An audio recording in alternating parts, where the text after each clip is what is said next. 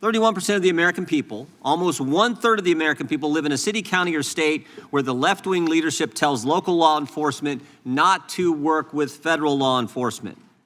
Now, what does that mean in practice?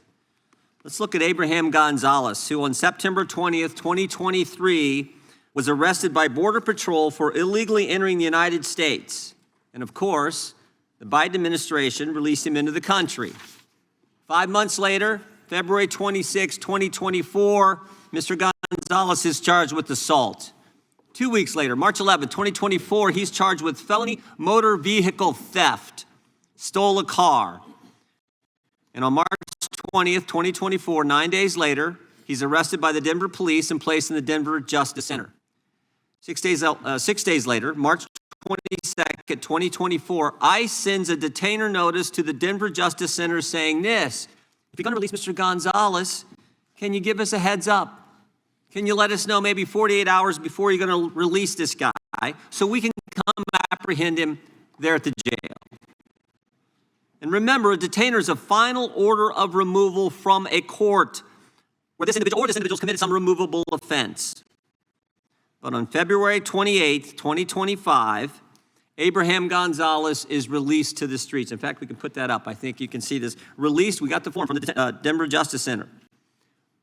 What kind of inmate was Mr. Gonzalez for those 345 days that he was in the Denver Justice Center? We have that too.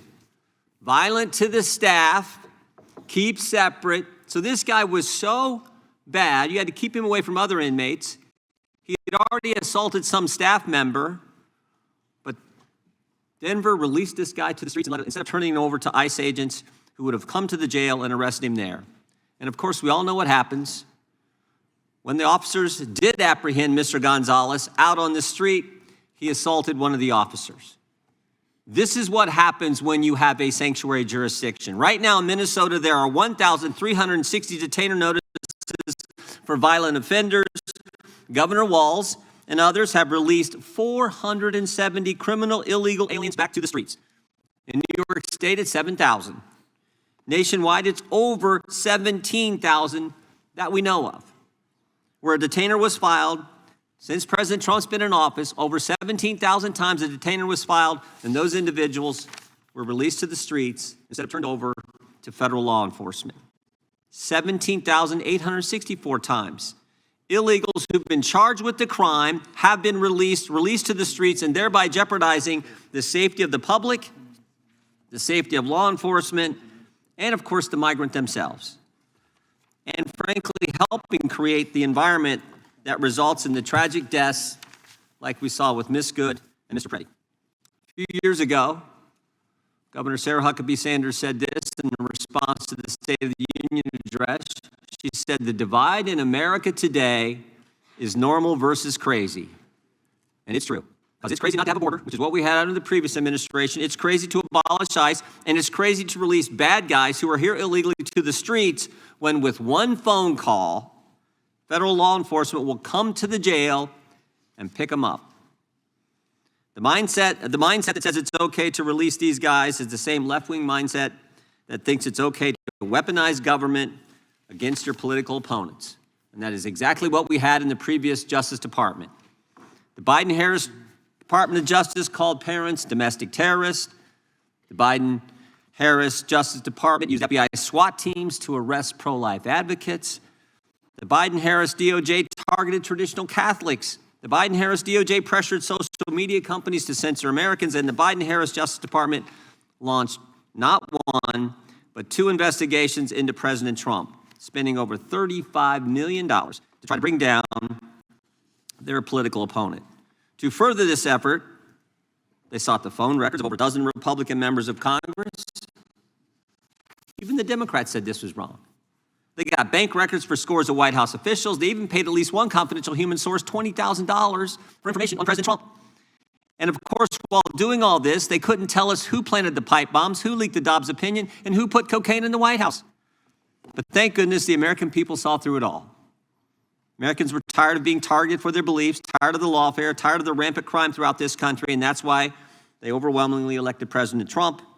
And what a difference a year makes. What a difference a year makes. Under Attorney General Bondi, the DOJ has returned to its core missions, upholding the rule of law, going after the bad guys, and keeping Americans safe.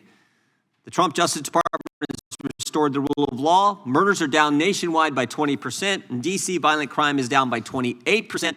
The federal surge in D.C. resulted in 8,000 arrests, the seizure of 800 illegal guns, and the recovery of 16 missing kids. The Trump Justice Department apprehended a suspect in the pipe bomb investigation, and they've arrested 6 of the FBI's top 10 most wanted fugitives in just 1 year. Of course, they arrested narco-terrorist Nicolas Maduro, and they seized a record number of drugs flowing into this country. The Trump Justice Department put an end to targeting Americans for their beliefs. Attorney General Bondi rescinded Attorney General Garland's anti-parent memorandum. Department of Justice into the practices of using the FACE Act to target pro-life Americans. They've refused to tolerate attacks on places of worship and investigations of traditional Catholics that we saw in the previous administration. On her first day, Attorney General Bondi disbanded the Foreign Influence Task Force that was pressuring social media companies to censor Americans. And the Trump Justice Department has ended lawfare. Under Attorney General Bondi, along with Director Patel, they've worked to expose the political nature of Arctic Frost and the Jack Smith investigations.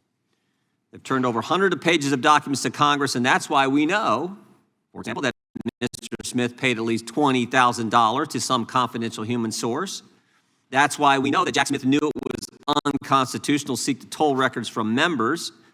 But since the litigation risk was low, and because members would never find out about the subpoena until years later, they charged they hadn't violated the Constitution. The Trump Justice Department has changed DOJ policy to require prosecutors to tell judges if NDOs relate to members of the separate and equal branch of government, the Congress. And to top it all off, the Trump Justice Department opened an investigation into the conspiracy behind the Russia collusion hoax. The Justice Department has put common sense ahead of politics. They sued to keep boys out of girls' sports. They secured deals with universities to stop race-based admissions and anti-Semitic practices. And after discovering rampant fraud in Minnesota, the Justice Department, under the leadership of Attorney General Bondi, has established a new National Fraud Division.